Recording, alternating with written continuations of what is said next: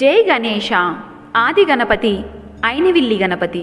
ఈరోజు సెప్టెంబర్ 21 శనివారం శ్రీ విఘ్నేశ్వర స్వామివారి పంచామృత అభిషేకం కోసం వచ్చిన భక్తులు తెల్లవారుజామున శ్రీ స్వామివారి అభిషేకంలో పాల్గొన్నారు. 140 మంది భక్తులు లఘున్యాస అభిషేకంలోనూ, 55 మంది భక్తులు శ్రీ లక్ష్మీ గణపతి హోమంలోనూ పాల్గొని స్వామివారి ఆశీస్సులు పొంది తీర్థప్రసాదాలు స్వీకరించారు.